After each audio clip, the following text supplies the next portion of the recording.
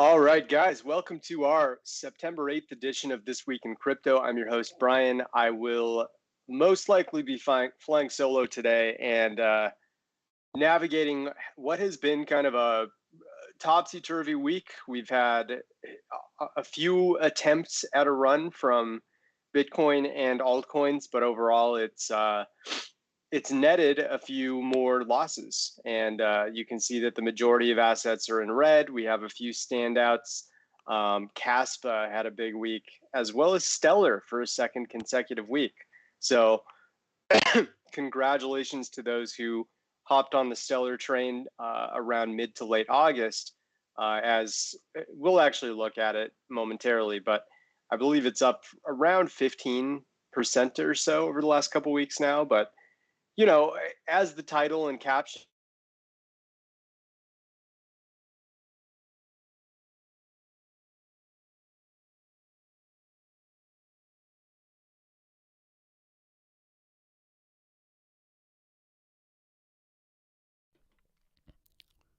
Okay, it looks like we have lost Brian. Give us a second, please.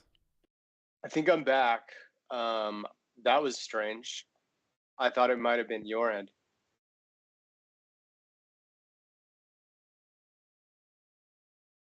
Yeah, turning off and turning back on.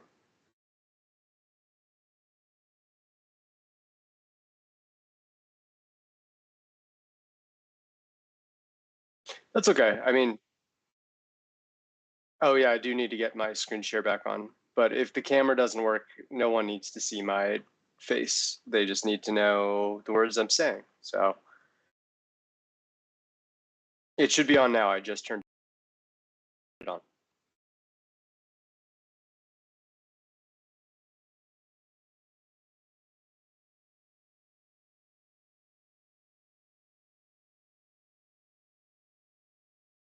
Excellent. Sorry, guys. So that's just Skype deciding to completely shut down all of a sudden. I've almost never seen that happen, but hopefully that's the one time it does, and I'll resume where I was last chatting. So Bitcoin has had a very mild loss. It dropped about 0.7%. It does continue to stay afloat. It has not fallen below 25K yet, which is an obvious psychological support, which many inevitably believe it will eventually drop below. That certainly doesn't mean it happens, but I believe that if it does, there is likely to be a much uh, a much more sizable polarization of the markets, where you start to see a lot of traders, um, buy the dip, and a lot more, which is usually the case when prices are dropping, are going to start selling and believe that it's not a good time to get back in until it gets under 20K.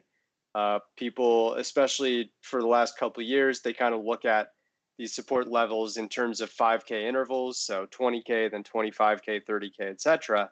These are like the targets for a lot of people, depending on if they're bullish or bearish. And we've been in this 25K to 30K range since mid-June, after prices fell back below 30K.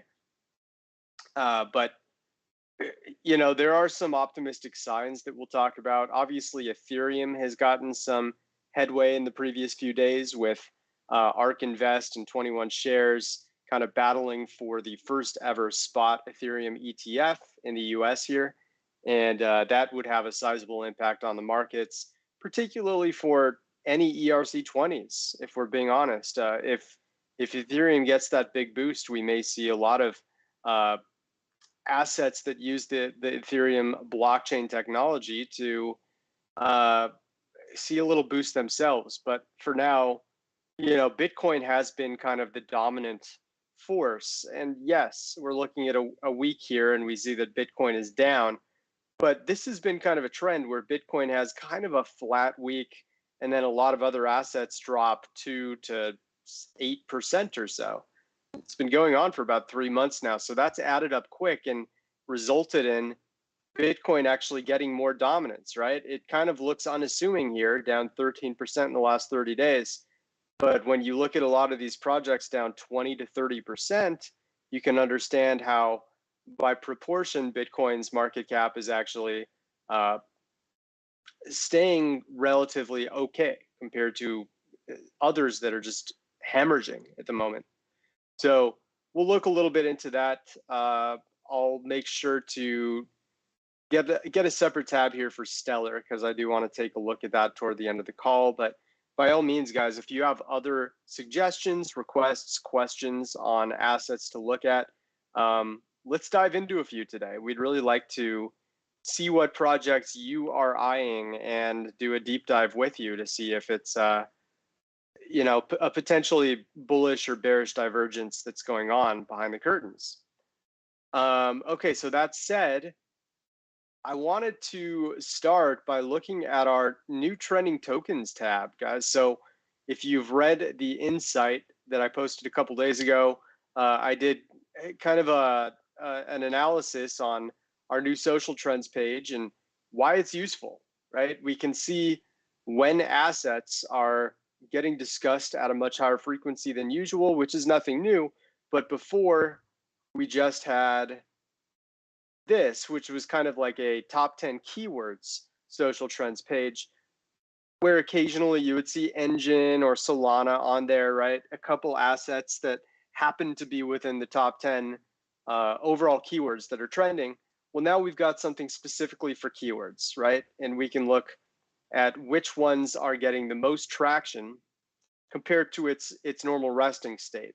And obviously, at the time of this article, MBX and Engine and Solana, they were kind of the top three. But basically, anytime you want now, you can look at which assets are getting the highest uptick in interest. And that is very relevant because of three scenarios. If it sees heavy social volume overall, it's often going to be related to a pump, but not necessarily. I know at least for Solana, it had a big pump. Engine had a big pump, and then it had a big dump. So people are kind of wondering what's going on next. And Marblex, I have not paid enough attention to, so I don't know why that was the top trending asset.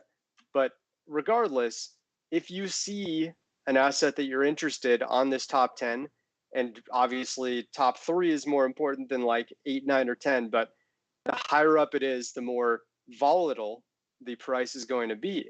And if you see a lot of volatility, and let's say you are using a trading bot and trying to profit off of that, or you are trying to buy low, sell high repeatedly, like these are those opportunities where you can really take advantage if that's something you're interested in doing. You can also kind of do your own research and figure out exactly why it's so volatile and why it has hit the mainstream crowd's interest so much, and make your decisions there. Maybe it's getting a ton of FOMO, right? And you can profit by shorting it, which is often a very viable strategy. If everyone is hopping on an asset after it pumps, shorters often pounce on that opportunity and make some good money there.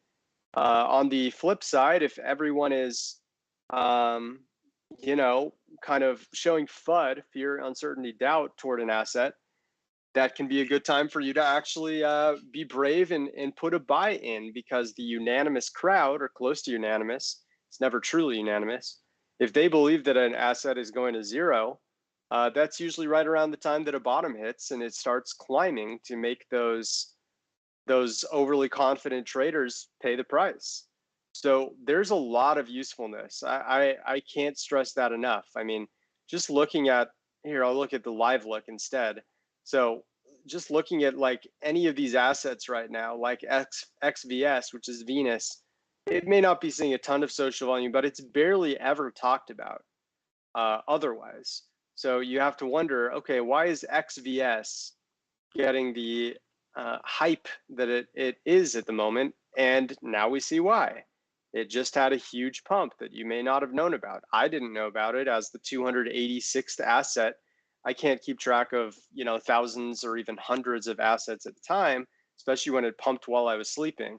But because of this social tool, I can see that it's getting a ton of hype because of this pump.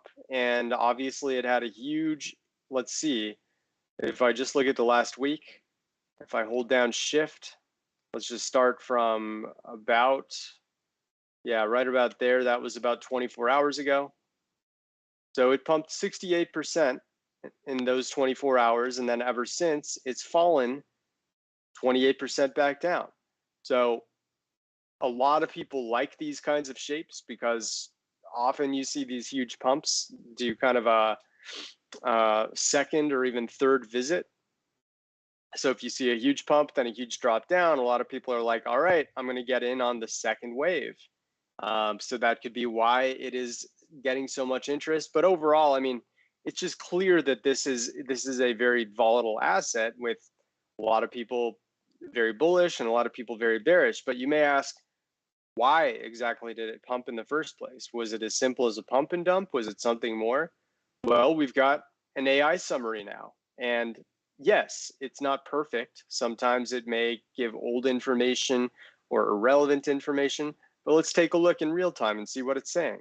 It's trending because it's experiencing a breakout and retest with the potential for a successful retest. So that's kind of exactly what I was saying. It's just purely price, and a lot of people are speculating after the huge pump and then huge dump that it's going to have a retest or a second climb that can get a lot of profits in there for people who are going to time the volatile price action properly. But yeah, this doesn't give anything fundamental, which indicates that to me, this is just a pure pump from maybe a pump and dump group that decided to start the train going last night or about 24 hours ago. And that's why it's trending. You can look at the next one, OGN can break down trend. So that's not much of a summary there. Perp trending because it's in an accumulation phase. Lots of text in Twitter crypto. I'm trying to find one that actually has like a fundamental reason for why it could be actually showing something. Melon. So like this one's pretty good. Tokens launching on September 10th. So people are excited about the launch. I didn't know about Melon until right this second. Maybe you did, but because we now have this tool, it can be extremely valuable to get up-to-date information on assets that you may have never heard of. On top of that, right, like we have the overall volume right here, just the amount of mentions, but we have an algorithm that can break down whether the sentiment is positive or neutral or negative.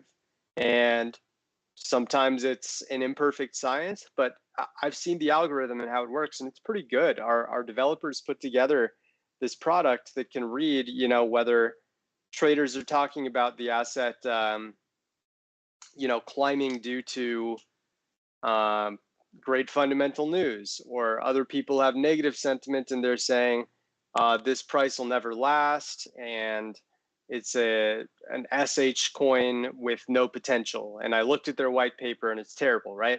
Our algorithm will pick up that that's negative sentiment. So we put this all together and you can actually see like the proportion of how much of this social volume is positive, neutral, or negative. XVS, for example, 54% positive. OGN 53. But look at this, perpetual protocol, it's the third most trending, but only 29% is positive. So if I'm looking for just a potential opportunity on the surface without knowing much about any of these assets, perpetual protocol would stand out to me because it's trending without having much positive sentiment. And, you know, sometimes initially you might think the opposite and be like, why don't I just get in with the asset that has the most positive news or the most positive sentiment? Well, generally speaking, the positive sentiment is because people are optimistic about the price, or the price already pumped and now there's a bunch of FOMO. But if we look at perp, let's find out if it's seeing the same kind of pump as Venus. I would doubt it. Sort of. Okay, so this is interesting. So it's done kind of a slower climb, up 40% in the last couple of days, and it's getting a ton of transaction volume as we speak. But over the last, we'll say 18 hours or so, it's actually dropped 7%.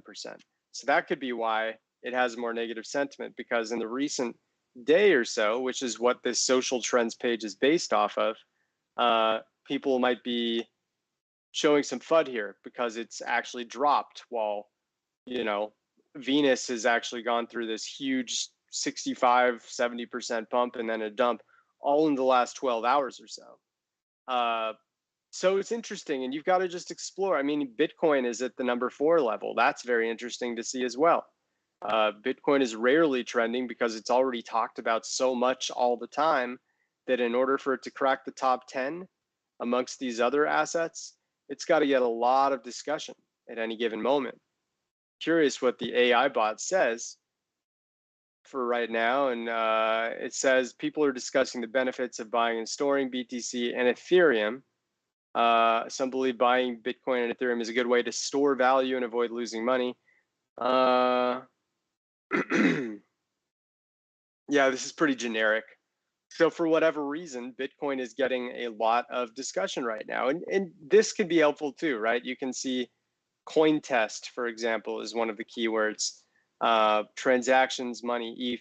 You get context as to why the asset is being mentioned so much. For example, XVS and OGN both have the opposing ticker in its connected words. So they're both being talked about in relation to their respective pumps, I'm sure. So that's our trending tokens page. And I think it's going to be huge and really helpful for our community to get a more precise pulse on the markets at any given time. We still have our midterm trends, which is now on its own tab. So all the stuff that was on our old social trends page, it's still there, just broken down into much more neat and organized fashions. And then of course, trending tokens is new.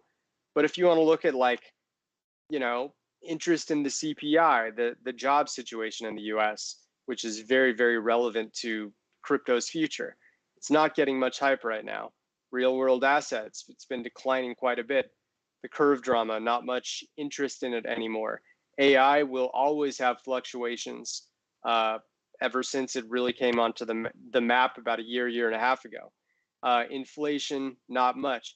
But look at this, bull market, it's starting to climb again, right? That's pretty clear ever since, looks like the end of July. So for the past 6 weeks or so, there's a definitive climb going on, whereas bear market, look at how it peaked right as Bitcoin was at its bottom, and now it's been climbing. So now that it's climbing, we're starting to get more people showing bullishness than bearishness.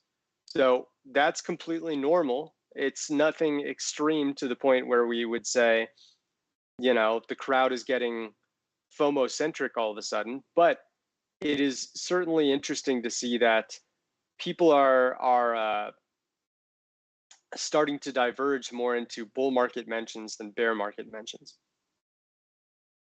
All right, and then of course, we still have hourly trends, as I mentioned, where you can look at just any given keywords. The only asset I see on here right now is XVS for the reasons we just named. But then we have, you know, it looks like some political stuff. Salami, oh, so this is the FTX co-CEO pleading guilty to all charges, forfeiting over $1.5 billion in assets. That's a lot of money. And then, you know, some other topics that you can explore on your own that I won't get into now, but they will range between being very relevant to what's happening right this second in crypto to being something more related to politics or religion or something that is maybe not something you'd expect for crypto forums to talk about, but because they're huge pieces of news, they'll still end up on here. And you'll be surprised how much, you know, a non-crypto topic can move crypto, as we learned with COVID 3 years ago, or the Ukraine and Russia conflict a year and a half ago. There's a lot of things in the real world these days, especially due to all the institutional investing, that has created overlap between equities markets and crypto markets in a way we were not seeing 5-10 years ago. All right. So with that said, let's get into some Bitcoin data here. And see exactly whether the networks are starting to pick up steam, if it's kind of stuck in the mud still. Obviously, Bitcoin is down. We saw the big drop off happened about 3 weeks ago, where Bitcoin then was kind of fluctuating between 28 to 30K, and all of a sudden we get this big drop, and it's back in the 25 to 26.5K range. We get this one big uptick on news of the grayscale victory over the SEC right here. And that's where people joke about the Bart Simpson shape, where it's kind of a big head and then it goes right back down. And now we're back in the 25 to 26.5K range once again, where it appears this is the support and resistance band that Bitcoin is trying to break out of all the time. If it drops below 25K, as I said, that's where we start to see a lot of volatility pop up as limit orders come in at the 25K level. A lot of people will sell at the 25K level, fearing that it's going to get worse. But the opposite can happen too, right? And we can start exceeding 27 and climbing back toward 30, which would likely happen much more fast than a drop to 20 or something like that, because that's in general, crypto prices will climb much faster than they will fall. Obviously, because prices climb over time in Bitcoin, it's up millions of percentage points compared to where it was 10 years ago. But it's also, that's the way that it kind of blindsides traders who are expecting prices to stay flat or go down, is it'll climb so quickly that people didn't have the opportunity to buy a 25K because in a flash it's at 30K. Whereas dropping, it's usually to keep people in and not just panic. It's usually a much more mild decline, as we saw from mid-July up until mid-August, and then it fell off a cliff. So transaction volume, if we open this up, it doesn't look like there's much going on. Usual waves, depending on the time of day. So nothing to report there. Daily active addresses, a slight decline over the past couple of weeks, but again, nothing major in either direction. Circulation is still very low. We've talked about this model many times. Bearish divergences continue to reign, where there's just not enough unique tokens moving on the network to justify a huge market cap rise right now. But we've seen exceptions all the time. MVRV ratio, 30 days, pretty modest losses for the swing traders right now at negative 2.6%, whereas 365-day traders are at plus 4.8%. So pretty much about as neutral as you'll see. If nothing else, we can be happy that short and long-term traders are not heavily in profit anymore. But ideally, we'd like to see something that looked a little more like this, where you've got 30-day and 365-day traders well into the loss columns, which would indicate we're close to a bottom. And obviously, in hindsight, looking back at the FTX collapse, for the people who didn't panic, there was an ideal time to buy Bitcoin and other assets, while a lot of people were at their least amount of trust they've ever had toward crypto at that time. Funding rates, we're not seeing any extreme skews one way or another. It does appear that people are just kind of neutral to slightly long, which is kind of the default for Bitcoin on Binance, DYDX, and Deribit, which are the three exchanges that we have data on. Whale transactions, it's interesting, the really large transactions from whales, $1 million or more, those have actually fallen off pretty significantly, whereas 100K or more, it's staying pretty steady.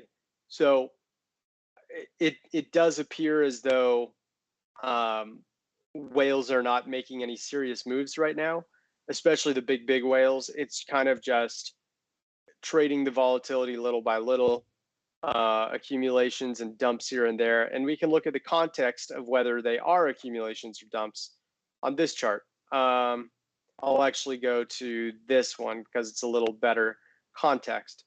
So this green line here, this measures the BTC addresses holding anywhere between 10 to 10,000 Bitcoin and what they're doing with the overall supply. And you can see they were accumulating huge beginning in mid-April, and they stopped accumulating probably around a month later or so, month and a half later. We skip ahead to 6 months, so it's a little more real time. Yeah, so they stopped in mid-May, resumed accumulating again in mid-June, right? And then prices soared, and then they started taking profit in early July, just about 2 months ago. And it's been kind of a downtrend ever since. Now, you can argue it kind of bottomed out about 3 weeks ago in mid-August, and it's climbing again. But this is a very mild climb, and it kind of just appears as though they're stuck in the mud right now and not moving in either direction, kind of waiting for ETF news to become more official. Obviously, the halving is about 9 months away now, so people might be waiting for us to get a little closer to that time. But yeah, it appears as though at the very least they're not dumping, right? Because in 2022, if we go way back the last year, we'll do the last 2 years even. So this was our all-time high. Look at how the whales and sharks were holding tons of Bitcoin, about 72% of the supply, and then it gradually just started to fall all the way down until about 2 weeks after the FTX collapse. And that was kind of when things started to turn and people recognized, or sharks and whales recognized, that there was a bottom opportunity that they scooped up. And then, of course, once prices rebounded, that's when they started to take profit and be happy that they scooped up here, and so on and so forth. But my point is, they're no longer hemorrhaging, right? The supply was being dropped significantly from October 2021, right before the all-time high, all the way until November 2022. And then it started to flatten out and arguably start to climb a little bit. So I'm optimistic that sharks and whales are at least comfortable now, and the price is kind of locked in this 25 to 30K range, where it could stay for a indefinite amount of time, to be honest. And then the reason we have all these other lines is they provide a lot more context too. In addition to what's going on with Bitcoin, you can look at the holders that have $100,000 to $10 million in stable coins such as Tether, USDC, PYUSD, DAI, and even True USD and USDP. But mainly these two, Tether and USD coin, they drive markets a lot. Not quite as much as this green line, but it can be significant. And we are seeing the Tether is starting to be accumulated again. This red line here, it was starting to really drop off in mid-August, but over the last 3 weeks, we're seeing some accumulation from them once again.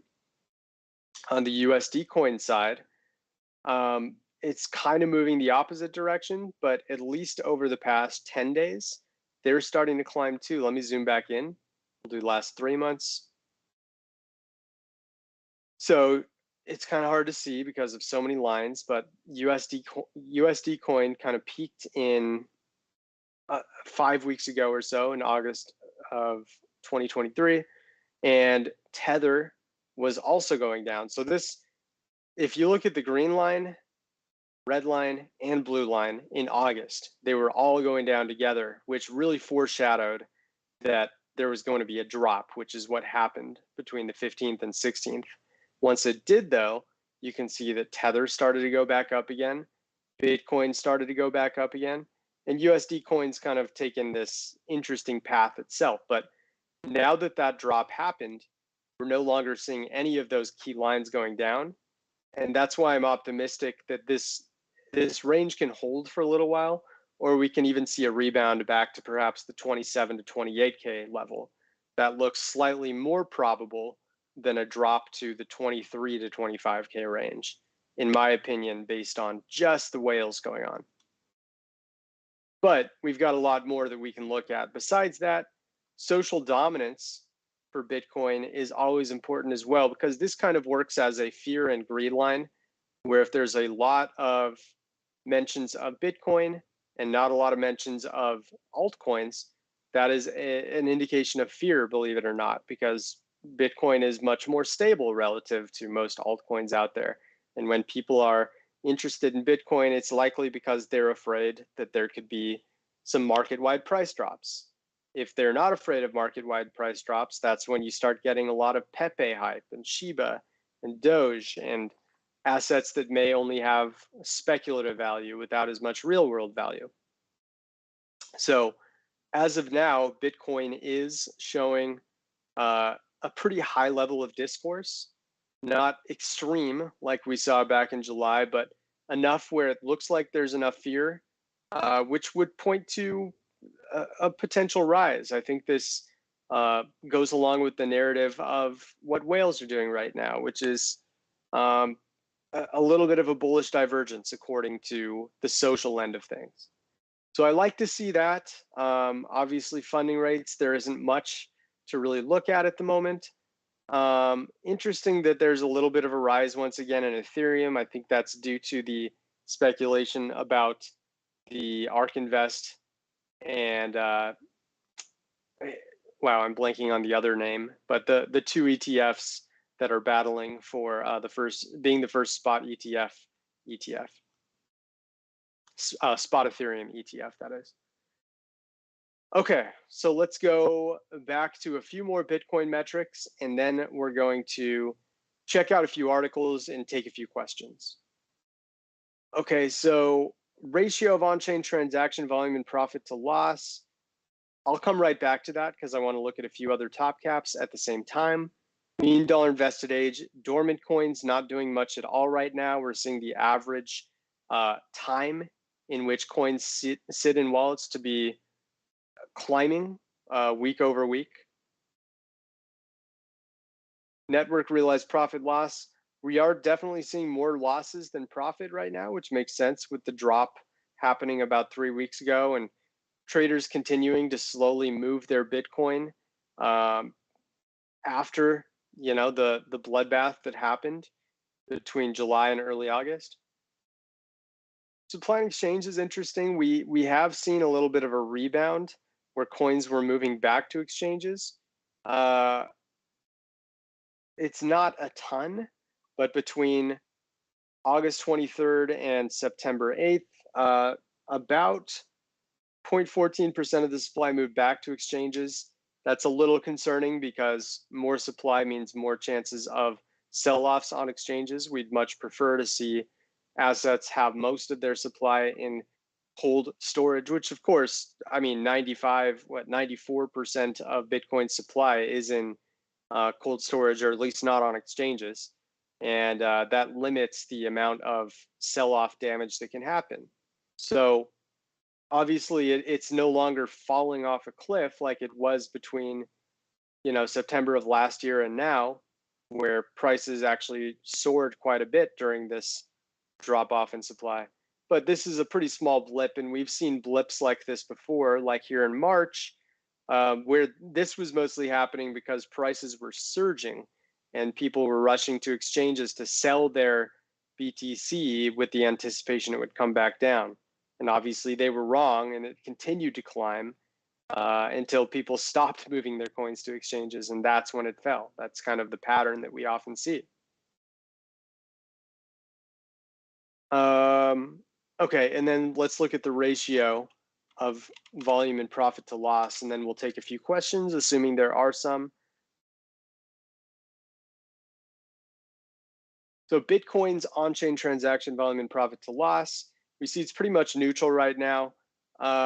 It did have a big loss week, which kind of explains why there was this big tick up on the 6th. But yeah, it's pretty much neutral at the moment. Ethereum looking neutral. XRP, interestingly, is seeing a lot of loss transactions. This is the biggest ratio in loss of 2023 right now. So there could be some opportunity opening up there with so many people you know, jumping off a cliff with their XRP and saying, I don't want to be in this anymore. Litecoin, pretty neutral, and Cardano, pretty neutral. So yeah, this is fairly quiet as far as this metric goes. You obviously don't want to see when a lot of bars are really positive like this or really negative like this. I'm sorry, you don't want to see when they're positive like this, but you do want to see when they're negative like this. As you can see, these are when bottoms form, and these are when tops start to form. If you look at the weeks following each of these instances. Okay, I wanted to check out a few other insights that our great team has put out over the past week. Also, one of our community members put this out yesterday. Whales sent 5.9K Bitcoin worth $155 million to exchanges. I thought this was a great find. Heath speculates that this could actually lead to another crash. And he mentioned how supply and exchanges were rising. He also says miners are taking an active part in sending to exchanges, but the contribution isn't that high. And then the long-term MVRV was up just slightly. And he believes that if a Bitcoin fall happens, that would cause the long-term traders to capitulate. But yeah, feel free to read this short take by him in full. I love when our community members get involved. As I mentioned, check out my social trends insight. I think it kind of just summarizes and explains how the new facelift on our social trends page can be useful. This is also one of our community members who did a quick take on optimism. So feel free to check out what he mentioned about the whales and their behavior. Bluezell Blitz, I thought this was a really cool article that takes a deep dive on a lesser known asset, but one that has been gaining a lot of steam due to its huge pumps over the past month.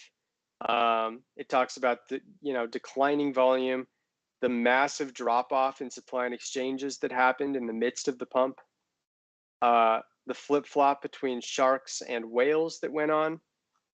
Cool article that I think has some good educational ingredients to it, whether you're looking at Bluezell itself or just looking at examples of what happened to Bluezell to compare to what may happen to other assets in the future.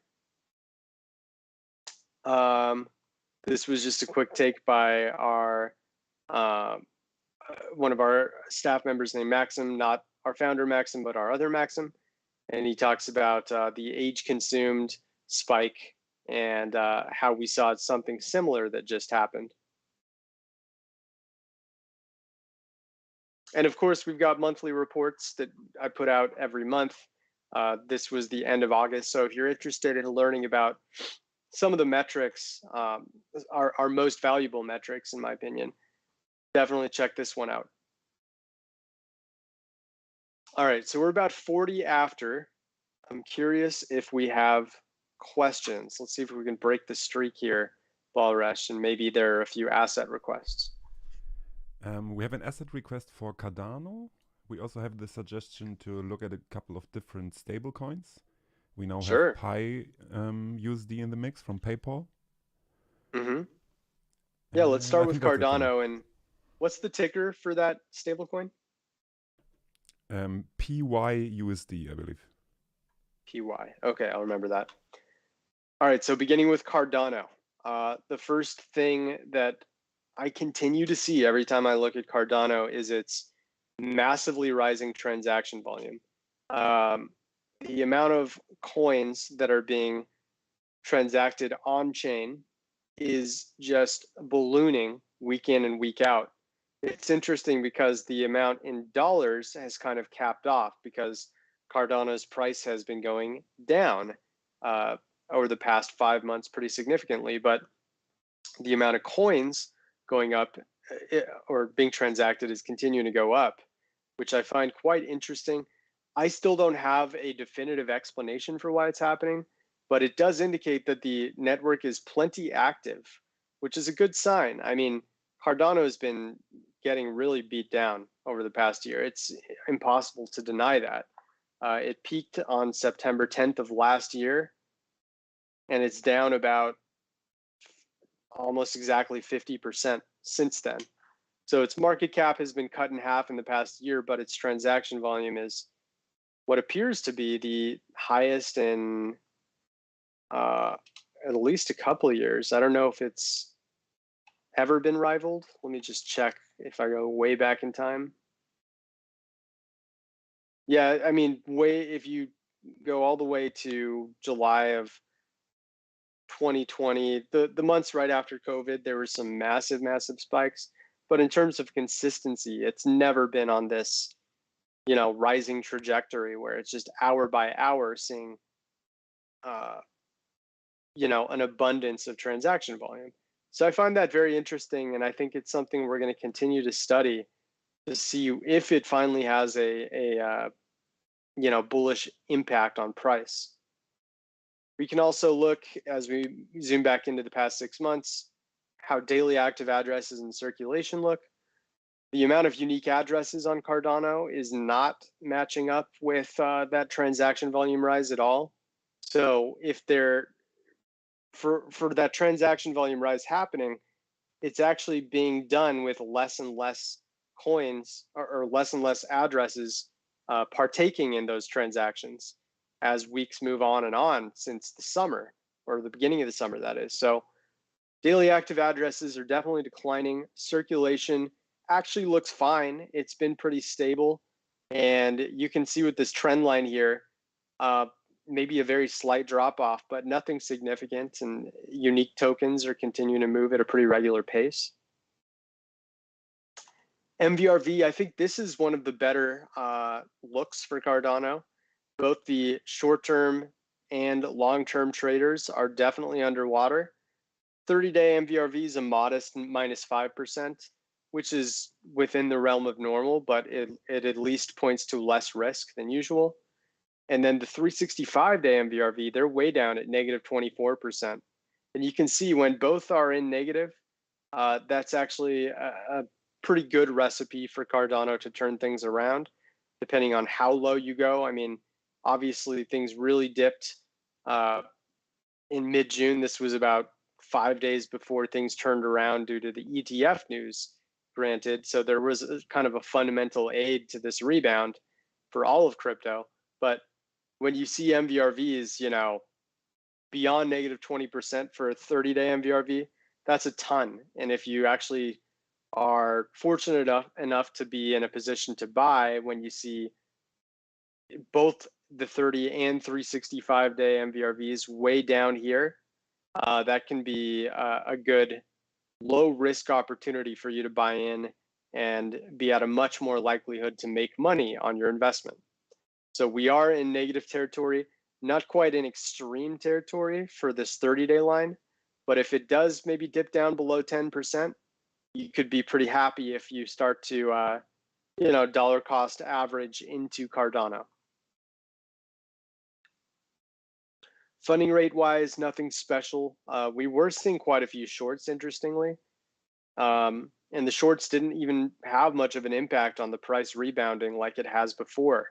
You can see all these shorts back in June for Cardano, they got liquidated, and that really helped, its price rebound quickly. But then it, started to decline once again, and these shorts popped up, but it didn't make a difference this time. And now they're kind of back to neutral / very slightly long. Whale transactions are normal, not a lot of movement in either direction. If we go a little further back, we can see this sudden climb. So this is like super bizarre, and I still don't know why it's happened. It could just be, permanent wash trading that's been going on since February with very large transactions moving from address to address. But regardless, the whale transaction count went from an average of like 2 to 350 per day, and all of a sudden it's averaging around 2,000 a day. So it's maybe on a very slight decline. I mean, if I draw this line from here to here, it's definitely slanting down, but not much. I'm just curious as to why there was this sudden massive upswing in very large transactions that started 7 months ago and still hasn't stopped.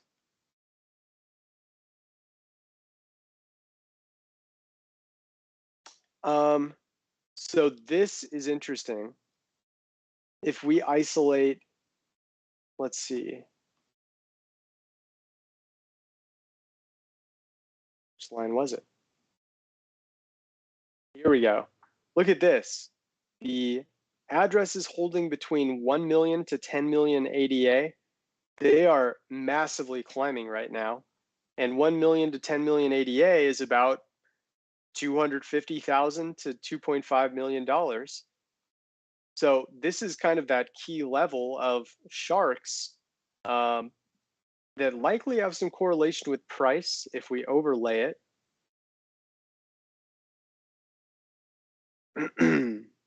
Sort of. It's certainly not perfect, as no shark or whale tier is, but if we just look at this line over time, we can see they were dumping as prices were dumping, and then once they accumulated, price was going up with their accumulation. They dump right here, price goes down, and they've actually been accumulating heavily since mid-May, going back about 4 months. And they went from owning 15.9% of the supply up to 17.2%, despite prices being pretty flat throughout. In fact, the accumulation dropped when it was still significantly above where it is now. So I think this is still important because it's such a large slant upwards that it's possible they know something.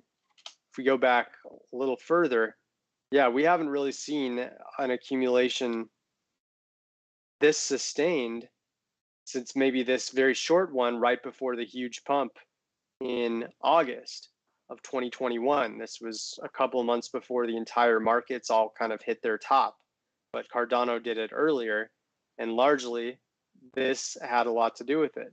You can see a lot of these big upticks had to do with price upswings shortly afterwards. Now, these were much more like extreme, like short-term accumulation swings, and then they would drop, whereas this one's more like sustained.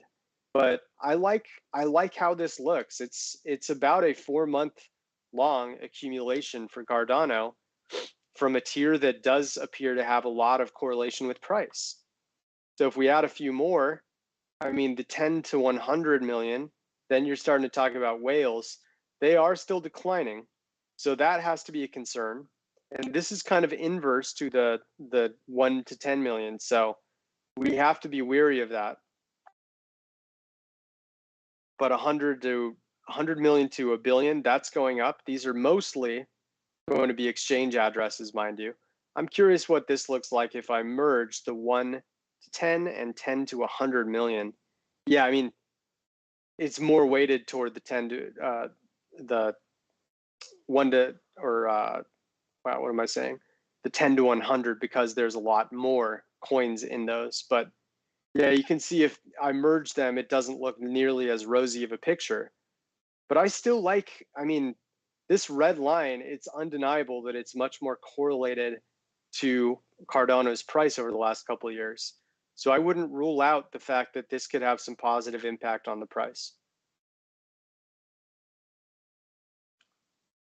Mean dollar invested age, it just crossed over 500 days on average in which coins have been sitting in addresses.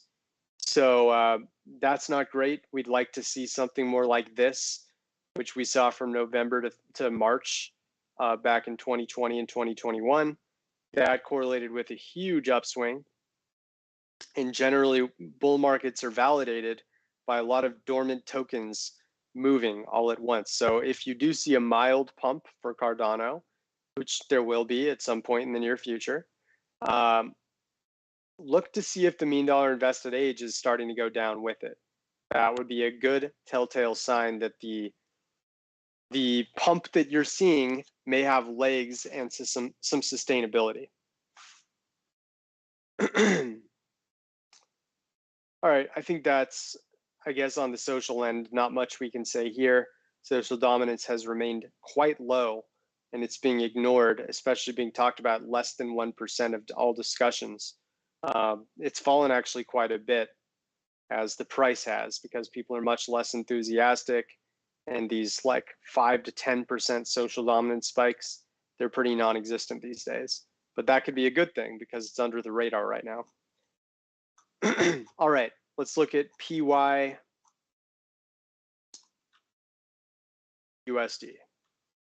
And I'll wrap up after that because my voice is starting to get shot.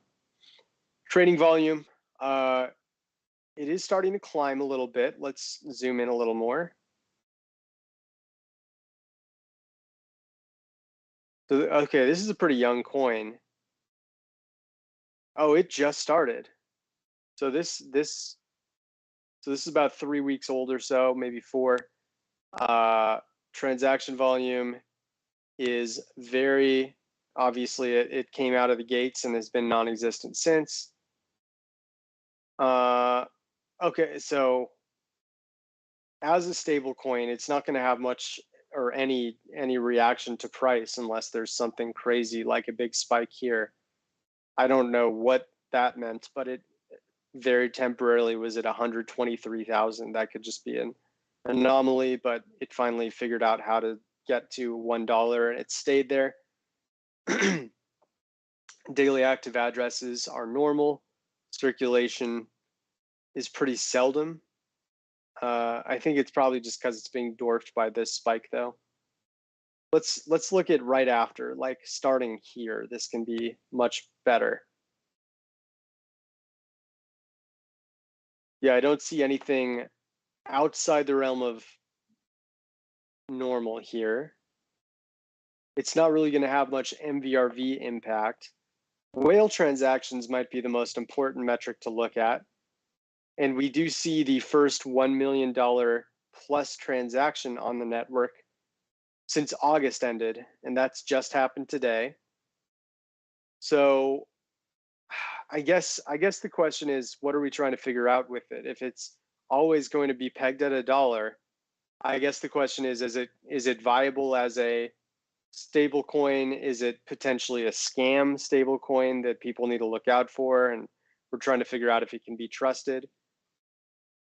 This might be telling right here. I think the question was going in the direction of, is it taking away volume, for example, from the established stable coins?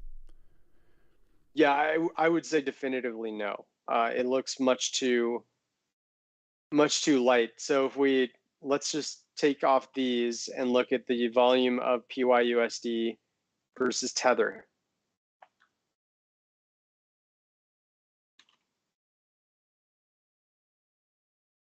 And we'll get volume on the same grid here. So if we put them on a shared axis, for example, PYUSD is nowhere to be seen. It's literally so dwarfed by Tether that you can't even see the gray lines anymore. If I highlight this, you can look at what's happening just in each 30-minute interval.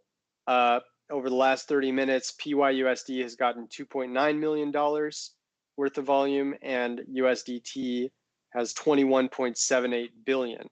So if we put that on a calculator, 0.000 divided by, I think it was 2.8 million. So Tether is doing $7,778 worth of volume for every $1 by PYUSD right now. So maybe in the very long term, if PYUSD is continuing to climb in the next 6 months, maybe there's a slight dent. But if PYUSD started, what was it, around like the end of August here, it certainly doesn't look like Tether's volume is taking any sort of hit. We can even add USDC to it.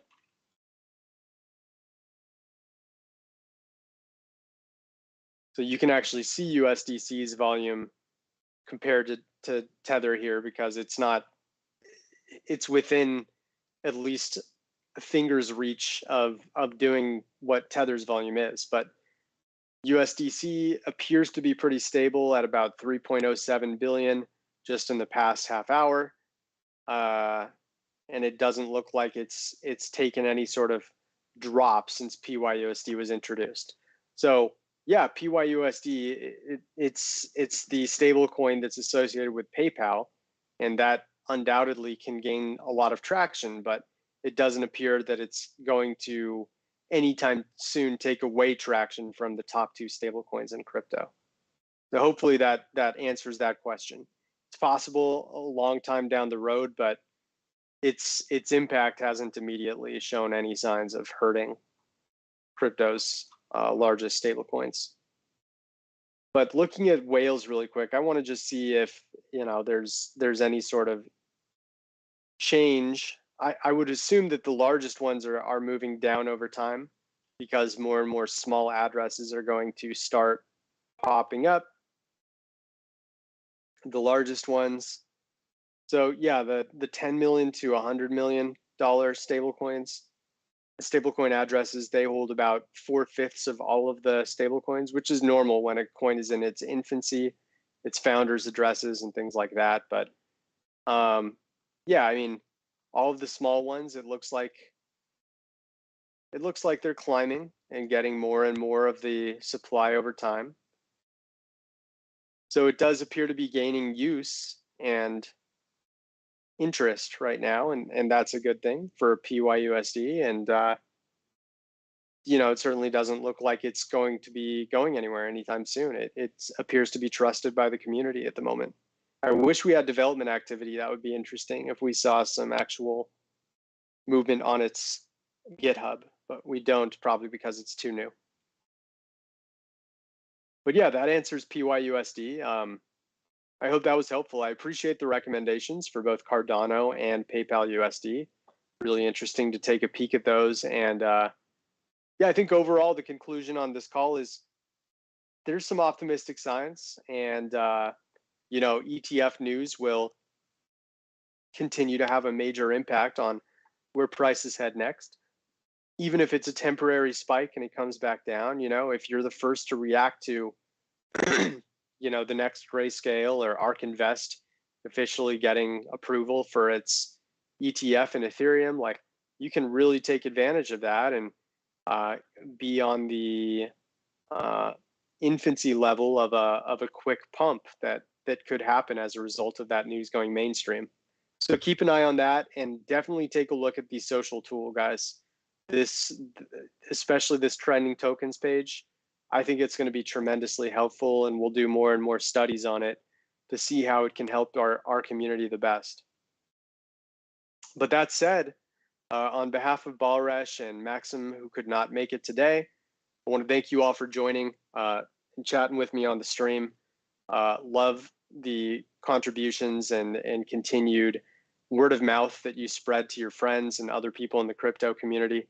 And we will see you in a week to see how mid-September is treating crypto. Wish you all a wonderful weekend, and we'll talk to you soon.